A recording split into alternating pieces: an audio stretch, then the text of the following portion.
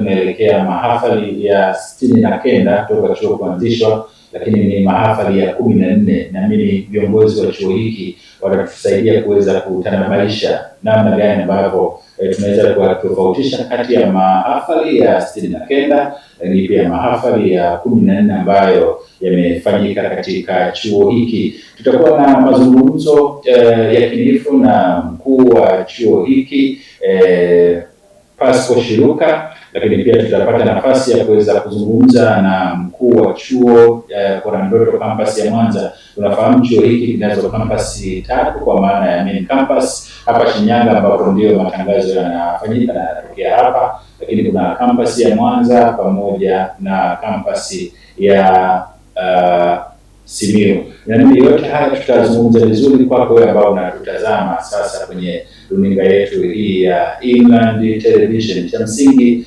endelea kuungana nasi, endelea kutufuatilia, kuna mambo mengi mazuri ambayo utayapata, utajifunza, utaelimika, lakini pia kutanabaisha namna gani chuo hiki kimefanyika msaada kwa watu wengi ndani ya mkoa wa Shinyanga, ndani ya Tanzania, lakini pia hata nje ya mipaka ya Tanzania. Wote wamenufaika na wamefaidika kwa namna moja ama nyingine. Langu jina ni Kadashi Peter Kadashi, ambaye niko hapa kuweza kukuongozea kipindi hiki cha The Morning Agenda, lakini nyuma ya kamera niko na ndugu yangu Pasco Sumuli kuhakikisha kwamba matangazo haya yanakujia mubashara kabisa wewe mtazamaji wa runinga yetu ya Inland Television. Tuko hapa, tutaendelea kwa pamoja nawe hapa kuanzia sasa mpaka tamati ya kipindi hiki.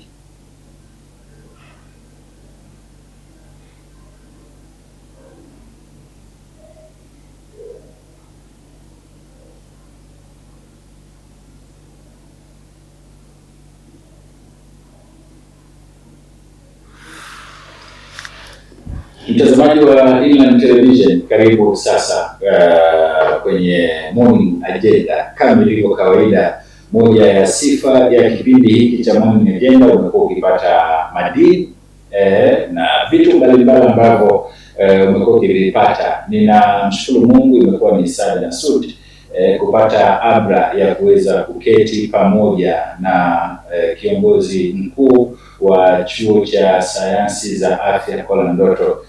Mtumishi wa Mungu, Bwana Yesu asifiwe. Amina. Yesu asifiwe mtumishi. Hongera kwa wakati mzuri, lakini pia hongera kwa kutukaribisha kuwa sehemu ya watu ambao wanapaswa kushiriki mahafali haya, lakini tofauti na kushiriki mahafali, kuwa sehemu tu ya kupata abla ya kuwa nawe kwenye ofisi yako.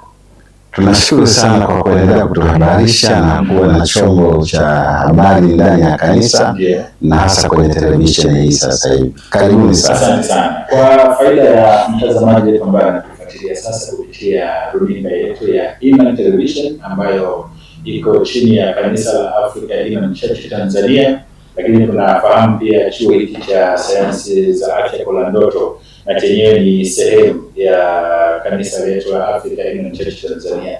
Pengine tupokee utambulisho wako vizuri, na hapo tunaweza tukafahamu kwa faida ya mtu ambaye anatutazama, tunapozungumzia chuo cha sayansi za afya Kolandoro ni nini na historia yake ikoje?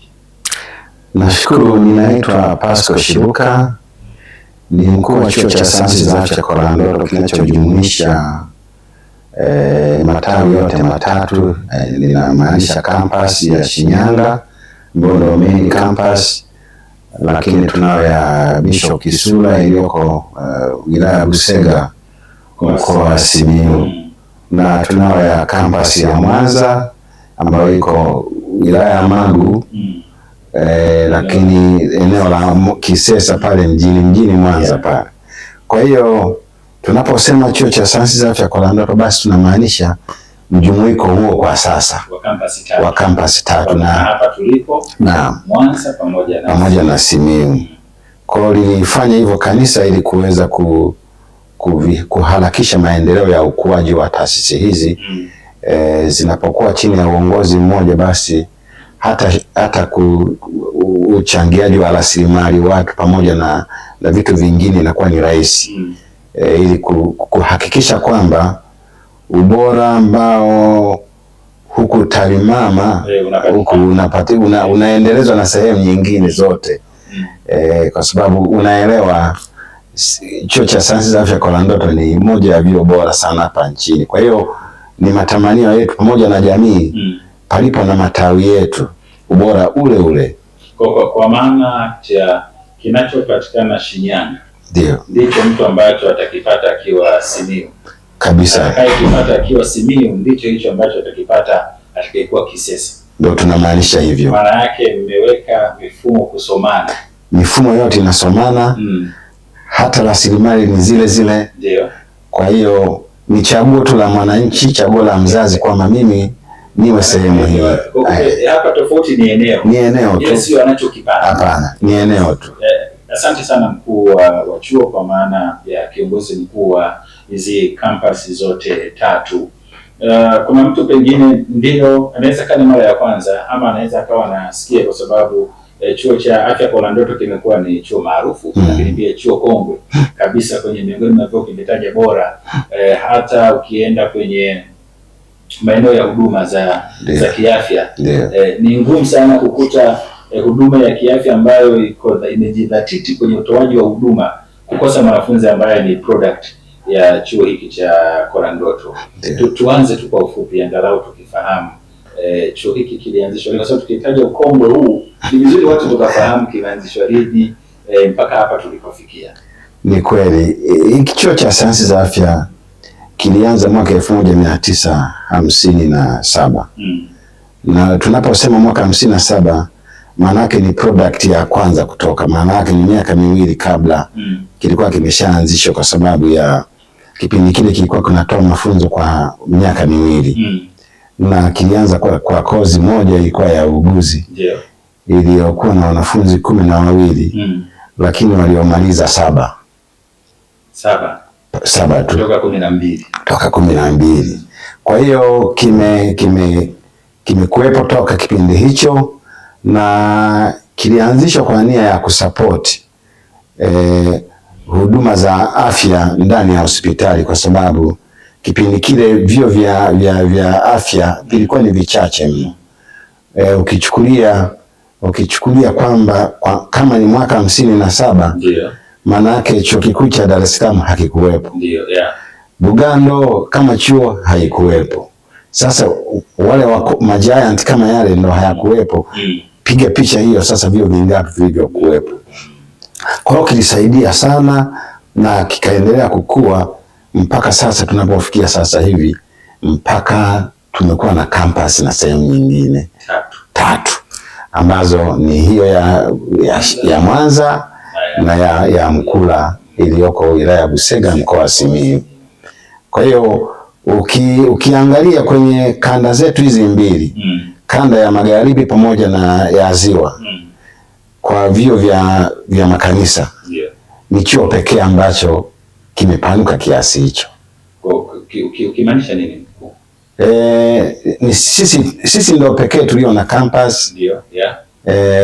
Lakini hata idadi ya wanafunzi na uwezo wa kubeba wanafunzi kwa mwaka, tukimaanisha kanisa linachangia kiasi gani cha rasilimali watu kwenye sekta ya afya ni kubwa sana.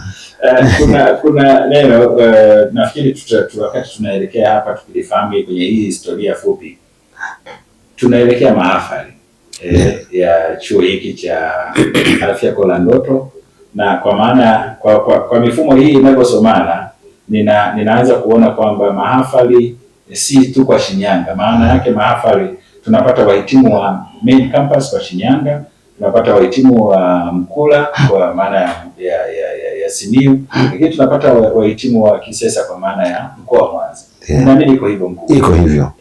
Kwenye haya mahafali kuna mambo mawili hapa yanataja, mahafali ya 69 lakini pia mahafali ya 14. Tusaidie kidogo sisi tutoe umaamuma tufahamu.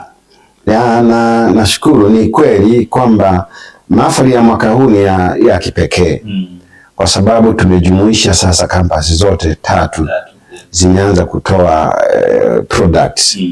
Ya Bishop Kisura tulisitisha kidogo udahili, na ndio maana tunasema tumeanza kutoa upya sasa hivi. Ndio wameanza kutoa, lakini ni mahafali yao ya 8 ukiyajumuisha.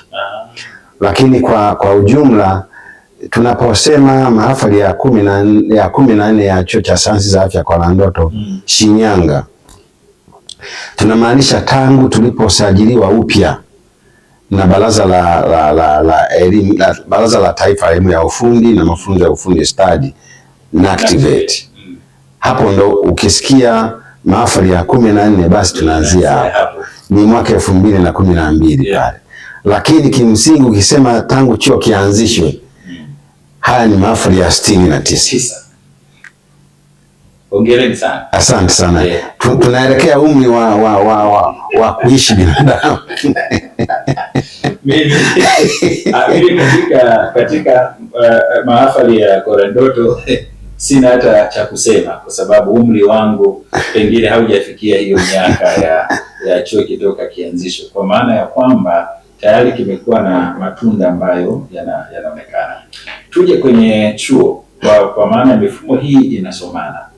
Korandoto ukiachilia mbali kuwa chuo kongwe, mmejitanabaisha vipi katika kila ambacho mnakifanya?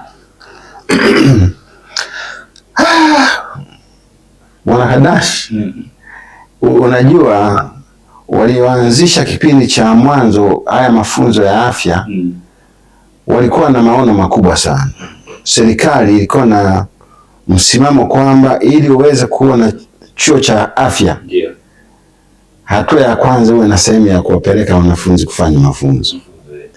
Na ukiviangalia vyuo vingi vikongwe viko pale na hospitali iko pale pale. Hata vile vya serikali mara nyingi kilipo chuo na hospitali iko pale pale. Sasa sisi kampasi zetu zote hizi kilipo chuo, hospitali iko pale. Tukianzia hapa ni kati ya mita 500-300 naingia hospitali. Ukienda Mkula wanatenganishwa na gate. Ukienda Mwanza campus ni tunaweza tukasema mita 800 unaingia kwenye kituo cha afya kilicho pale cha Kisesa. Kwa hiyo hiyo imeendelea kuhakikisha, maana sisi tunachotaka ubora unaotolewa huku usiwe compromise kwa namna yoyote ile. Kwa hiyo pale tukiweka chuo tuhakikishe kwamba ule mfumo ule ulioanzishwa tangu mwanzo unaendelezwa, haupotei hata kidogo. Kwa hiyo moja ya ambayo inatufanya sisi tuwe bora ni kule ule uhakika wa eneo la kufanya mafunzo ya vitendo.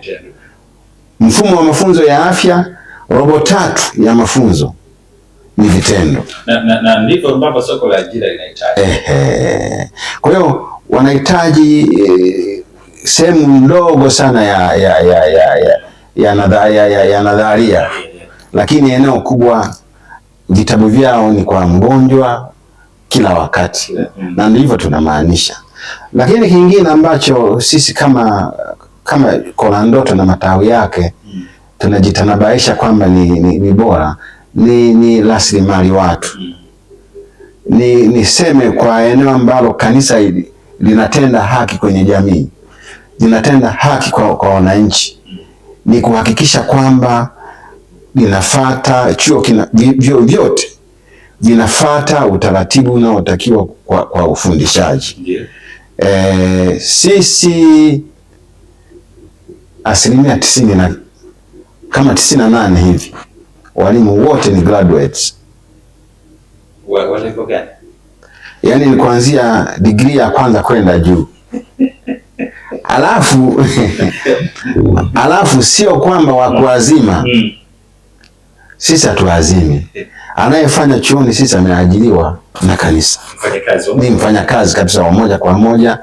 Kama ni daktari akiamka anajua kafanye kazi ya kufundisha, apate nafasi ya kwenda na wanafunzi kwenye maeneo ya vitendo pasipokuwa na kuwa pengine labda na majukumu sehemu nyingine. Kwa hiyo hapo tunazo kozi ambazo ukienda kwenye vituo vingi vya kutolea huduma hawana wataalamu hao. Hawana kabisa, lakini hapa wapo. Siku moja nilikuwa nazungumza na moja ya mkuu wa idara ya taaluma moja ambayo unaitoa fisioterapia na radiolojia. Ndio.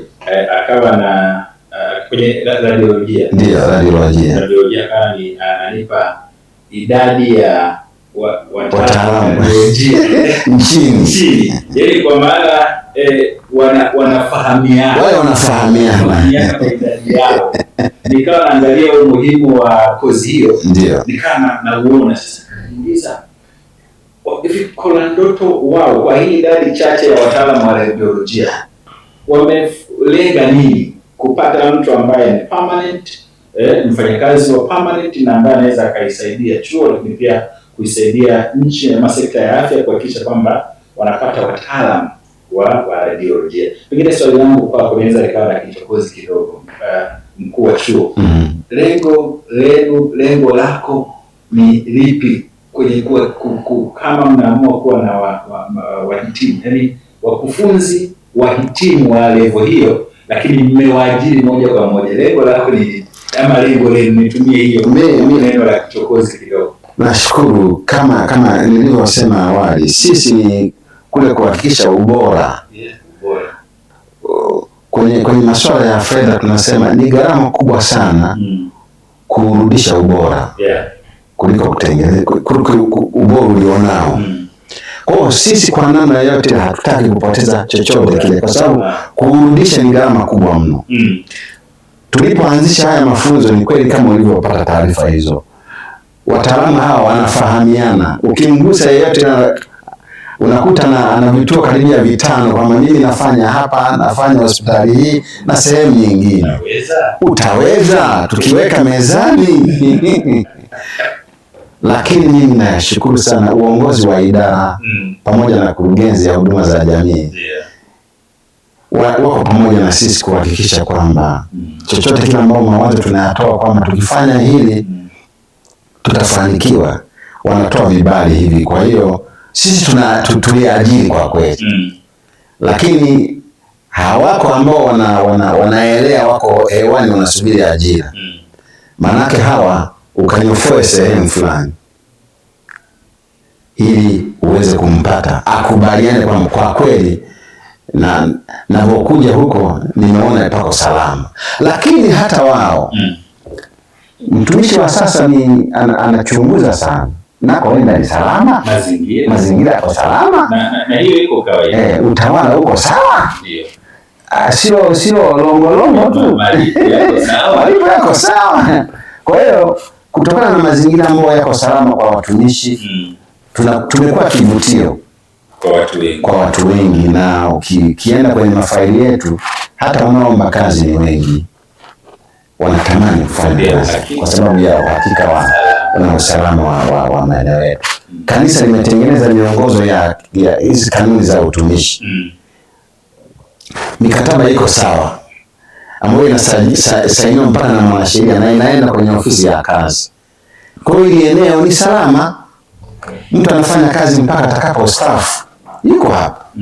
Kwa nini wasiji? Kwa maana yake tunalinda sana ubora, tunalinda sana ubora na usalama wa kila pande, ubora kwa watumishi, ubora kwa wanafunzi, ubora kwa mazingira yote. Kwa muktadha huo mkuu, kumbe unanipa tafsiri kuna maeneo hawalindi ubora, na sita kusema yapo hayapo, lakini ninapojipambanua mimi nikishasema kwamba tuna ubora wa hali ya juu, yapo maeneo kwa sababu kama yapo maeneo unaweza kuwa na wataalamu ambao kwenye baadhi ya maeneo wanajigawa. Kwa mfano mtaalamu A kwa sababu ya uchache wao inabidi atoe huduma kwenye maeneo 5 mfululizo.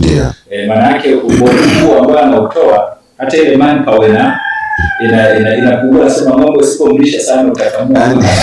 Ndio maana hiyo. Sasa kama chuo mnaweza kumhakikishia maslahi na usalama wake wa kazi kwamba hayo malipo ulikuwa unapata kwenye hizo sehemu 5, sisi tunaweza tukaaccommodate ili uweze kufanya kazi kwetu katika ubora. Kwa maana hiyo kwamba tayari ninyi mmejipambanua sana kwenye ubora kabisa.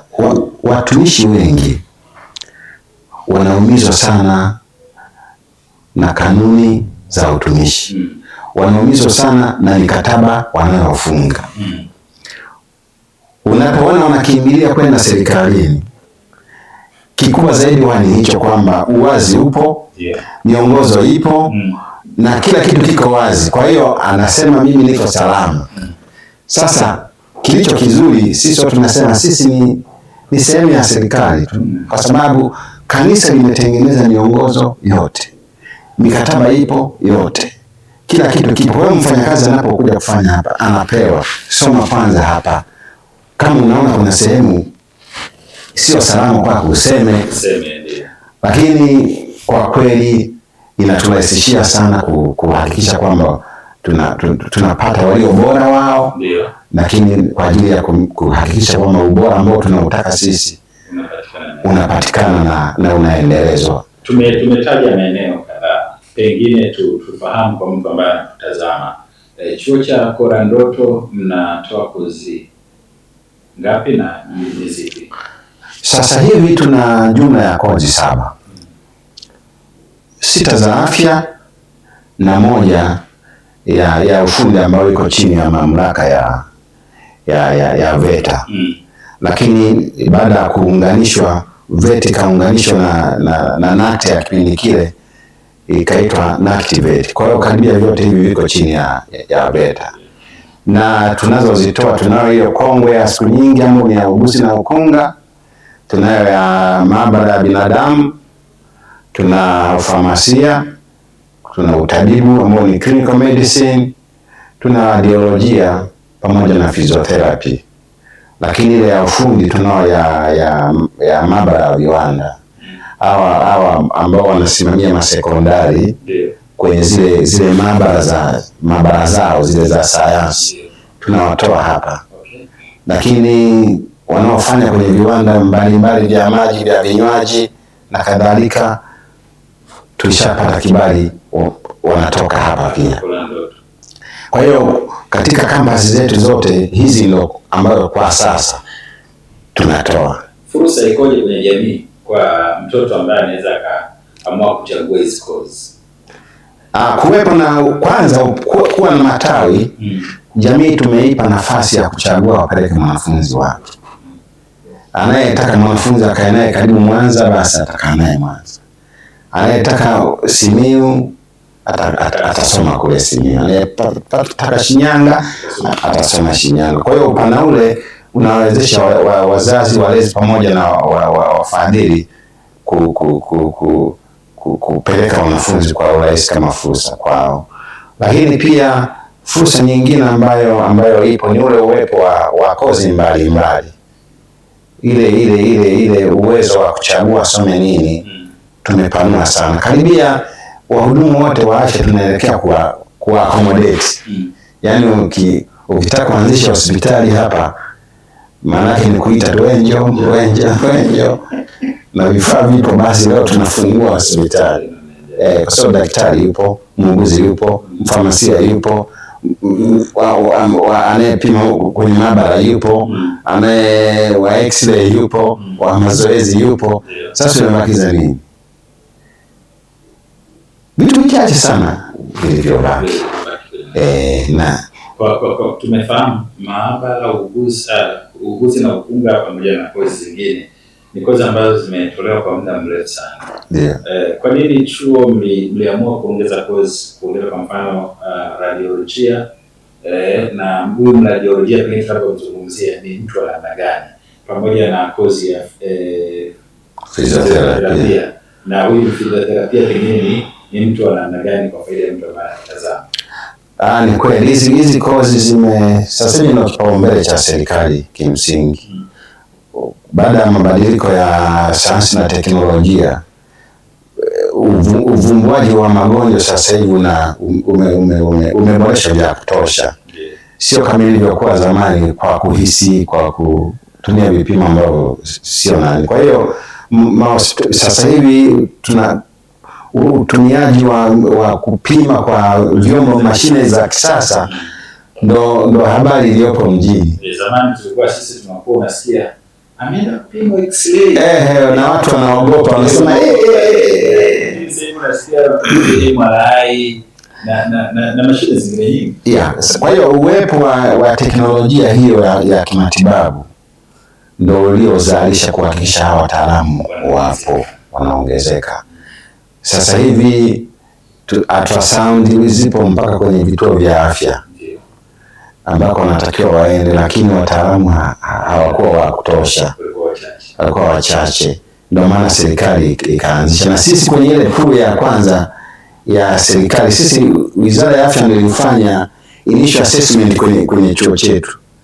Hata kibali sisi ndio tumeanza kupata mapema kwa sababu ya mazingira ubora, yani kwa hiyo hiki kinatuvuta. Kwa hiyo hawa wanaenda kufanya kazi hizo. Na wakati tunaanza walikuwa kama wasome miaka miwili kwa sababu ya uhitaji mkubwa kwenye jamii hawa radiolojia. Na wizara imewakubalia kwamba anayetaka kuishia miaka miwili aje atuhudumie, basi tutampa cheti. Lakini naona wengi wanakimbizana wapate diploma kwanza wakahudumia kwa ukubwa. Kwa hiyo tunaendelea nao hii bachi tulionayo.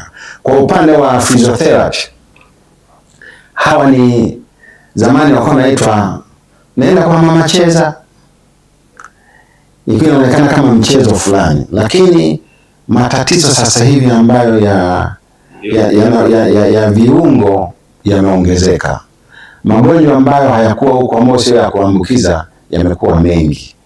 Watu wanahitaji kufanyiwa mazoezi ili kurejesha sehemu ya viungo au kiungo ambacho kimepata changamoto. Kwa hiyo serikali imeliona hili kwamba sasa na wataalamu wawepo tiba mazoezi. Na mkuu, takushangaza kwa sababu kwanza tulipongeza serikali yetu ya Muungano wa Tanzania chini ya Rais Samia Suluhu Hassan katika kuliona hili na kuona chuo cha sayansi za afya kwa Ndoto inayo sifa ya kuhakikisha wanapata kozi hizi za radiolojia na physiotherapy. Tumetoka kutazama kombe la dunia karibuni. Kuna moja ya taifa letu hapa Afrika baada ya kuondolewa kwenye mashindano, moja ya sababu zilizochagiza kwa nini wameondolea, iligundulika kwamba haikwenda na daktari mtaalamu wa masuala ya viungo ya uchache wa idadi ya watu. Kwa hiyo timu ya taifa ilienda na daktari wa kawaida. Kwa maana daktari wa masuala ya uzazi ambaye anaenda kusaidia kutibu wachezaji. Lakini kumbe kama tungekuwa na idadi kubwa ya wataalamu hao, pengine hata taifa lisingekosa wataalamu wa uzazi tiba. Na mtu ambaye anaweza akawa hafahamu lakini anatufuatilia hivi sasa na anatutazama, physiotherapy ni wataalamu wa mazoezi ya tiba. Ndio wale ambao tunaona kwenye michezo kabisa. Kuumia ndio madaktari ambao wanashughulika naye kwanza kumpa tiba ya kwanza kabla ya kwenda hospitali. Na jimu ziko nyingi lakini hazina wataalamu wao.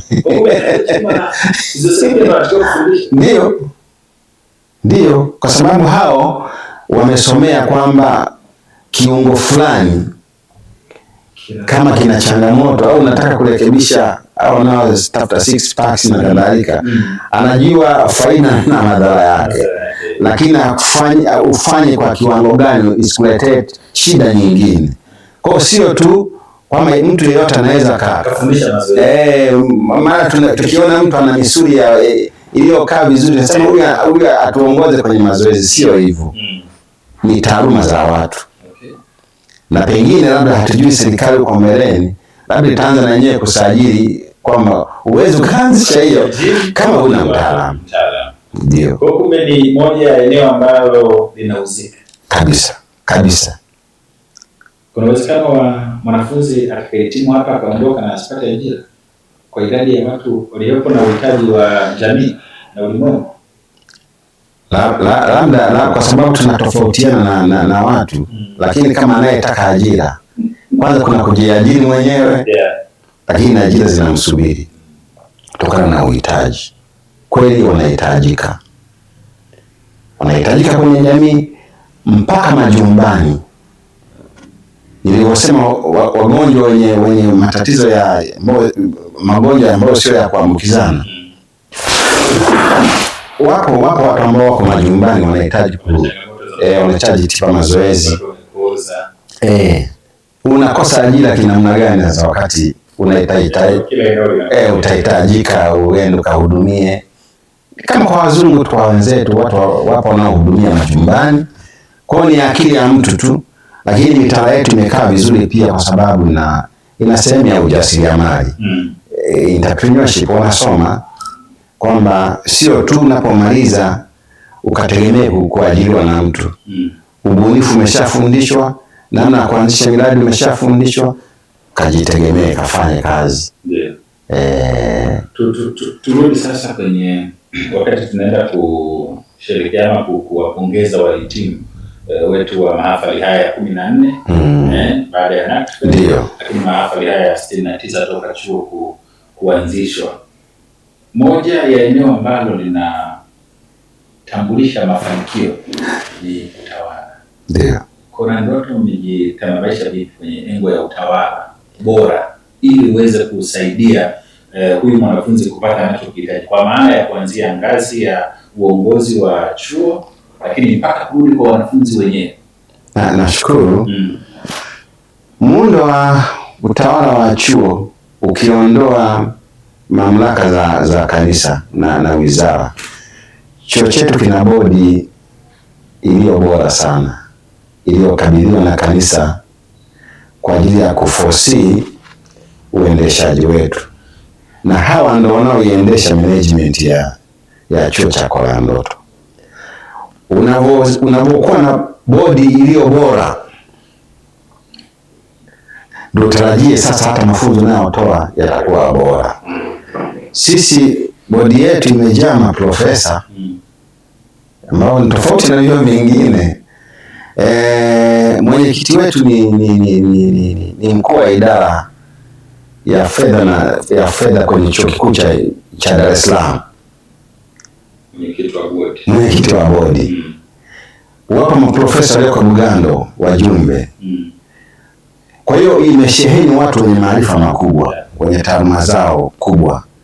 Lakini pia na kwenye uongozi wa kampasi zote, watu walioko pale ni wale ambao wote wana sifa kubwa, elimu zilizo juu, lakini na uzoefu wa hali ya juu. Kuna ambacho cha malezi ya kanisa. Maana asilimia kubwa ya viongozi ambao wamo sasa hivi, licha ya elimu zao walizonazo kubwa, wana muda mrefu kanisani. Hapo tunataja uzoefu. Kwa hiyo ule uwezo wa kupambanua kanisa linataka nini, mitaala inataka nini, kwa ajili ya kuhakikisha kilichoandikwa mle kitekelezwe kikamilifu. Ndio hicho ambacho kinatoka kwenye uongozi ambao uko mahiri mno. Kwa kweli tunasema hiki ni chuo sio tu kwa wanafunzi hawa, hata kwa baadhi ya wageni tunaowapata. Ungekuwa upo hapa muda mwingi, comment ambazo zinatolewa na wanaofika hapa, wengi wanatamani kuja kujifunza masuala ya utawala haya. Ndio sababu kwa nakuja mara kadhaa, nikuja mtawalia. Ndio hata wakati tupo jana kwenye moja ya majukumu ambayo yalikuwa yanafanyika hapa, niliona hiyo namna utawala kwamba mtu unatakiwa ufanyeje, utembee vipi.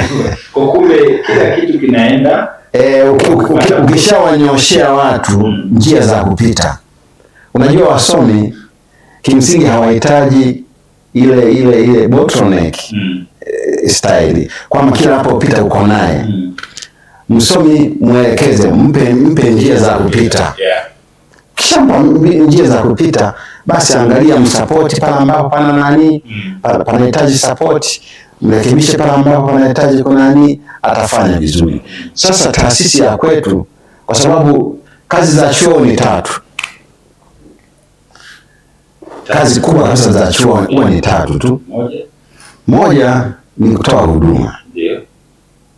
Ya pili ni ushauri, utafiti na mengine hayo. Ya 3 ni kutoa mafunzo. Hizo 3 tu. Kwa ile pati ya ushauri na utafiti inahitaji watu ambao wako makini, imara, elimu zao ziko juu, ili wakatoe huduma sehemu nyingine za kushauri. Chuo hiki kinatakiwa kikatoe ushauri na hospitali yote, kwa sababu wataalamu wote wako hapa ambao wana elimu za kutosha. Kwa hiyo katika masuala ya consultation za kwenye maeneo mengi kimsingi zinatakiwa zitoke hapa kwa Ndoto Chuo, kwa sababu ya hizo kazi tatu za chuo ambazo hata ule mgawanyo wa uongozi tuliposema kuna mkuu wa chuo alafu na wasaidizi wawili, anayehusika na taaluma, utafiti na kadhalika, au mwingine wa fedha na utawala na kadhalika. Kwa hiyo huu mjumuiko huu unatengeneza a very strong masculine yenye critical thinking kwenye maamuzi, mipango na maamuzi.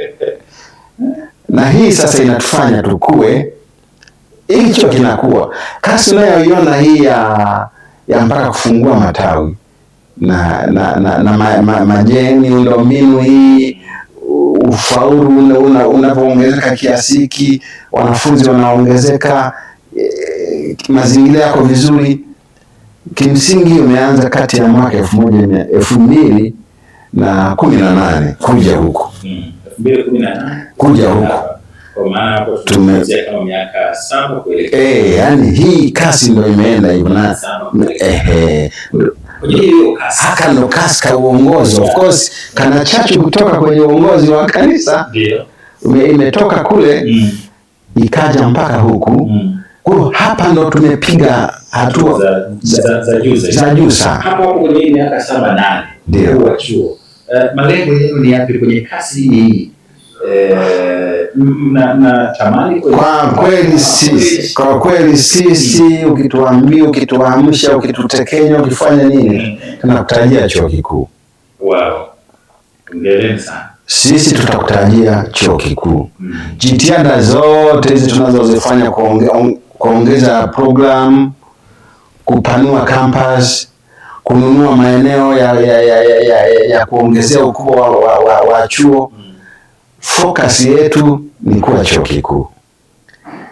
Ukitazama hata miundombinu sasa hivi ambayo tunaiweka, kila tukiweka jengo tunaweka kwa hadhi ya chuo kikuu. Tuna kantini iko pale, iko kwenye hatua ya msingi. Ukitazama utashangaa kwamba mbona hili liko hivi, lakini ukiona mchoro wake ni wa chuo kikuu. Ndio. Kwa hiyo sisi ndani ya miaka hii ijayo michache na kwa kufata mpango mkakati wa kanisa ambao sasa umeruhusu mojawapo ya taasisi za kupandishwa hadhi ni chuo cha Kwa Ndoto, tunatembea na kasi hiyo. Kwa hiyo kasi hii ya kuanzia 2018 tusishangae kwa muda mchache ujao pengine tukazungumza hapa na mtazamaji akafuatilia utambulisho wetu ukawa tena sio college. Maana yake itakuwa ni Kwa Ndoto University. Na ni matamanio yetu sana. Turudi sasa pengine, kwa sababu tuko na wazazi wanatutazama, tuko na walezi wanatutazama na jamii nzima kwa ujumla, lakini pia tuko na watoto ambao wamehitimu pengine elimu ya sekondari wanatufuatilia. Sifa za kujiunga na chuo hiki ni zipi?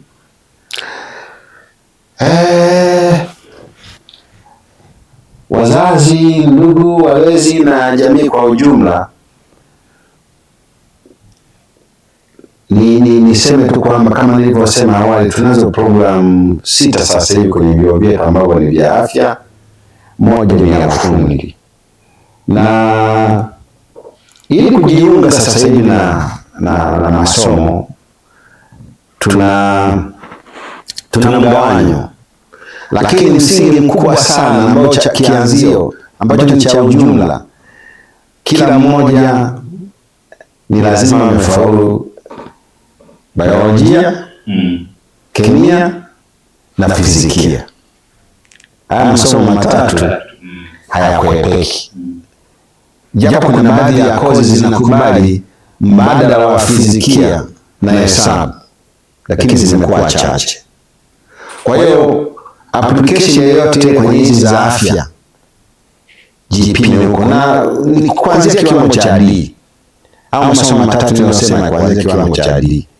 Zipo kozi ambazo zimebadilika kidogo, zimepandisha nani yake, lakini msingi mkubwa wa kuanzia hapo. Masomo mengine ambayo yameongezwa kwenye baadhi ya kozi ni hesabu na Kiingereza.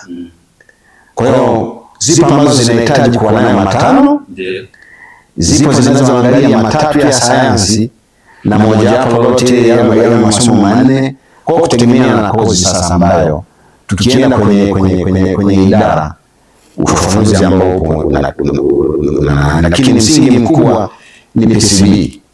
Na watoto, ndugu wazazi, kama tuna nia ya watoto wetu kuja kusoma afya kwa ngazi yoyote ile, basi tuasisitize watoto wetu wasome PCB. Haikwepeki, huko ndo utaenda afya. Ukikosa wote pale sasa hivi kwa mitaa yetu, basi mtoto atakuwa amekuwa nje ya mfumo. Na nasema ni matokeo ya kidato cha 4. Anapata nafasi ya kujiunga. Kidato cha 6 sasa kwa atakuwa na kidato cha 4 alitoka vizuri ndio kaenda kidato cha 6. Kwa hiyo yeye tumuongelee sana maana na sifa tayari.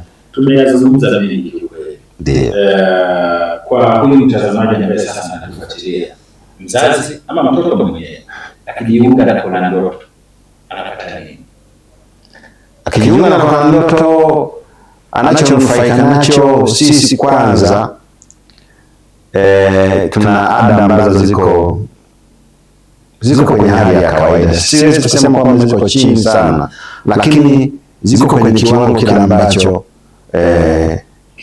kinaendana na ubora, lakini kiko chini ya tunavyolipa kule kwenye shule za private za sekondari.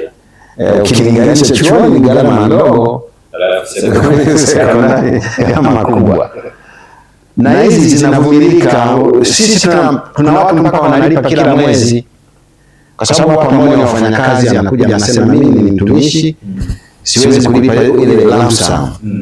Kwa hiyo wapo wanaolipa kila mwezi, wapo wanaolipa kila baada ya miezi 3, na wapo wanaolipa kila baada ya miezi 6, na wale ambao wanaweza kulipa kwa mwaka mara moja.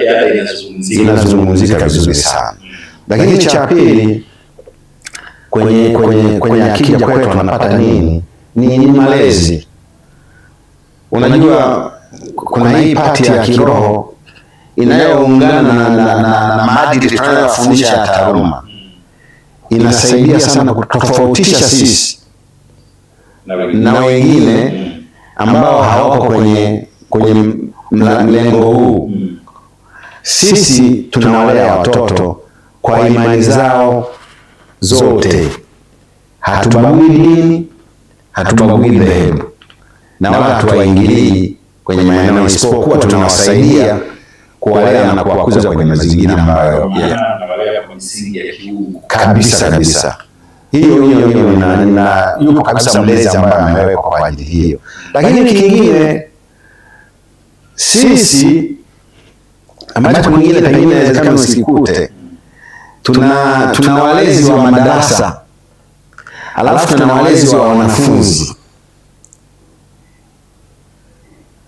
Yaani kuna mwalimu anayehusika na darasa zima, alafu kuna mwalimu anayehusika na mwanafunzi. Sio hata mwanafunzi. Na tulishaweka mwanafunzi anachagua yeye mwenyewe kwamba alelewe na nani, kumkuza kitaaluma. Kwa hiyo sisi mazingira sisi hapa tunayo. Ndio maana ukiangalia rate ya kuhama sisi hapa mwanafunzi hapa kiingia ni ndogo sana. Mara nyingi tunapokea wanaotoka vyuo vingine.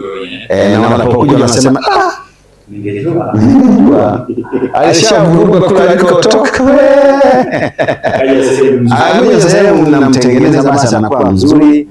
Wengine utawasikia kwenye mahafali ambao wapo waliofanikiwa wamenani. Kwa hiyo hiyo ni sehemu mojawapo ambayo tunaifanya sisi kama taasisi yetu, na iko kwenye miongozo.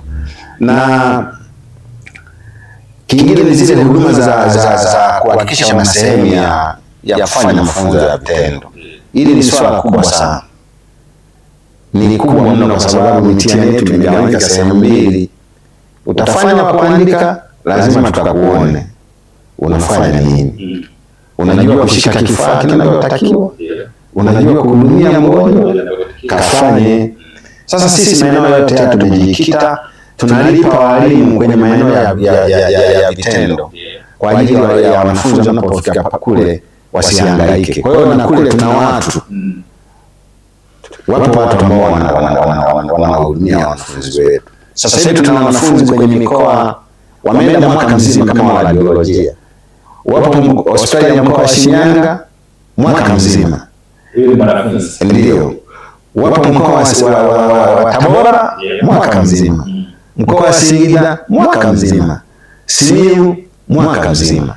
Na tumelipa kila kitu na wahudumiwa, na mpaka zile hospitali tunaziwezesha baadhi ya vitu vingine kuhakikisha mafunzo yetu hayapungui kwenye kiwango ambacho tunakitaka sisi.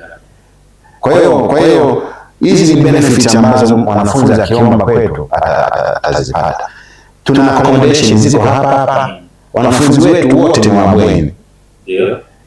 Lakini tunatoa watu ambao kuanzia mwaka wa pili ambaye ameshazoea sasa shule ameshaiona na tumeshamjenga, basi anaweza akaopt. Ana option ya kwamba basi naweza nikakaa kwa kibali, lakini na pale anapoenda kukaa sio anachagua mwenyewe tu, lazima nitume mtu akaangalie, je, ni salama, anaweza tukamfuatilia. Na mpangishaji mimi nampa masharti kwamba umempangisha yule, lakini ni mwanafunzi na ina hesabu iko hostel kwangu. Tukisikia chochote kile cha ajabu, sisi wakati wote tunaingia hapa. Nakala ya kibali kile cha kukaa pale mimi napeleka kwa serikali ya kijiji na mwanafunzi wangu yuko pale, ili kumlinda kwamba asijapata changamoto yoyote ile akanani. Kwa hiyo yote haya mazingira ambayo yanafanya wanafunzi wawepo hapa na ni ya uhakika. Kitu kingine ni miundombinu na upatikanaji wa vifaa vya kufundishia. Pita huko utaona maeneo kama chuo kikuu.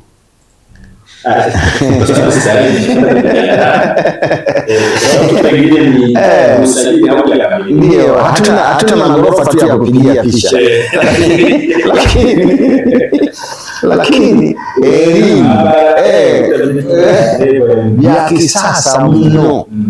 Ukienda maktaba vyote mpaka vya online, kila kitu. Nenda computer room, nenda skills lab. Tuna madoli ya kuwasha kwenye mtambo, unaona jinsi mtoto anavyozaliwa.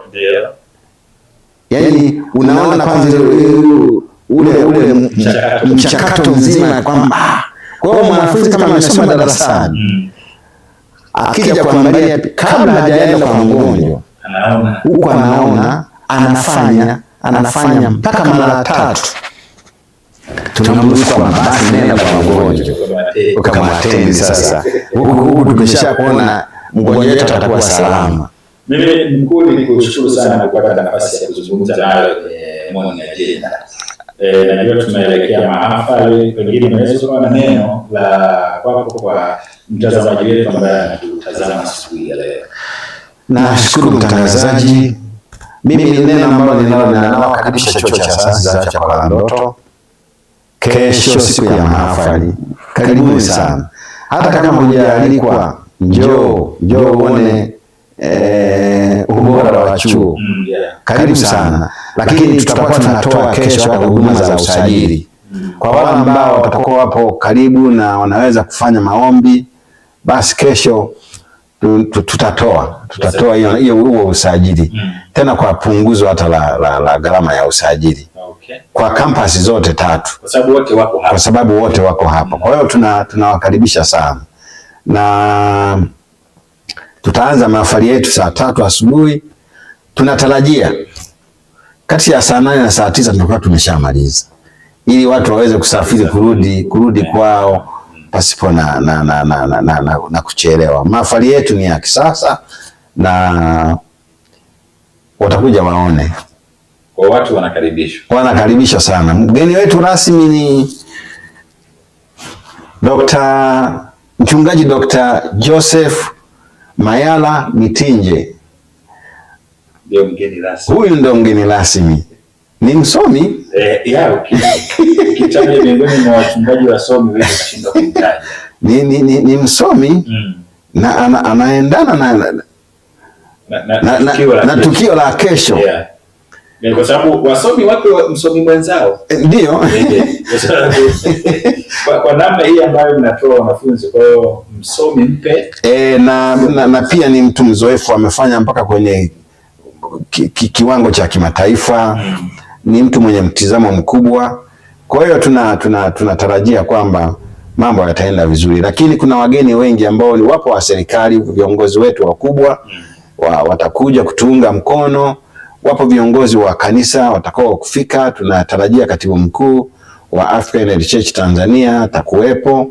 Kwa hiyo ni sherehe kwa kweli ni nzuri, na sisi sherehe yetu ndio huwa ni hiyo. Kwenye chuo mahafali ndio sherehe yetu, tunajidai nayo. Kwa hiyo karibuni mje mtuunge mkono, tusherekee kwa pamoja. Asante sana. Nafahamu namba za chuo zinapita hapa, lakini kama itakupendeza unaweza kutupatia mawasiliano yako kama mkuu wa chuo, pengine kwa mtu ambaye anahitaji kufanya usaili ama usajili, kama ana swali lolote la kuuliza na anatamani pia kuweza kuungana na chuo hiki, inaweza kawa nzuri sana tukipokea namba yako ya simu. Najua pengine zinapita hapo chini ya runinga kwa mtu ambaye anatutazama hivi sasa. Nashukuru sana. Namba yangu ya simu ambayo inapatikana masaa 24 na unaruhusiwa kupiga wakati wowote ule kwa sababu hii ni ya kazi. Ni 0762 36 38 26. Hii piga simu wakati wowote ule. Mimi sikumbuki nimezima simu lini. Kwa sababu ya huduma. Kwa hiyo simu zangu ziko wazi na wenzangu nilishawaelekeza hivyo. Msikilize mteja wakati wowote ule. Mpaka amekutafuta ana shida. Kwa hiyo ndio spirit yetu katika ubora, moja wapo ni hilo. Kuhakikisha unakuwa wa kwanza kutoa mfano katika utoaji wa huduma. Kabisa. Karibuni sana. Asante sana. Mkuu wa chuo, mimi nikushukuru sana, na nafahamu tutakuwepo hapa, na ikimpendeza Mungu pengine kwa ukubwa zaidi tukio letu la kesho ama kwenye mahafali, naamini tutakuwa mubashara. Mataifa zaidi ya 29 watakuwa wanatufuatilia na kuona namna gani ambapo Korandusha imejipambana. Na hiyo ni sehemu ya ubora. Hiyo ni sehemu ya ubora. Nikushukuru sana kwa nafasi hii, lakini pia tuwashukuru viongozi wetu wa kanisa kwa kuliona hili, lakini pia mkurugenzi ya huduma za kijamii Mwalimu Silas Bwire atakuwepo tena, anafika leo. Asante kuwa sehemu ya muunganiko huu mzuri wa kukisaidia chuo na kukifanya kiwe bora zaidi. Asante sana. Mtazamaji wa Iman Television, huyu ambaye umetoka kumsikia, ambaye nilikuwa na mazungumzo naye yakinifu kwa wakati huu, ni mkuu wa chuo cha afya Kolandoto kwa maana ya main campus, lakini ndiye kiongozi mkuu. Lakini bado naendelea mazungumzo, nikirejea hapa nitakuja kuzungumza na mkuu wa chuo hiki kwa maana ya campus ya Mwanza, tukiwa tunaambiwa mifumo inasomana. Langu jina ni Kadash Peter Kadash. Endelea kuungana nasi unapofuatilia matangazo haya ya moja kwa moja kutokea hapa mkoa wa Shinyanga, ambako ndiko chuo cha sayansi za afya Kolandoto main campus inapatikana, na ndivyo ambavyo tunajiandaa na mahafali ambayo yataenda kufanyika siku ya kesho. Kwa maana mahafali ya 14 toka kusajiliwa kwa NACTVET, lakini pia ni mahafali ya 69 toka chuo hiki kimeanzishwa.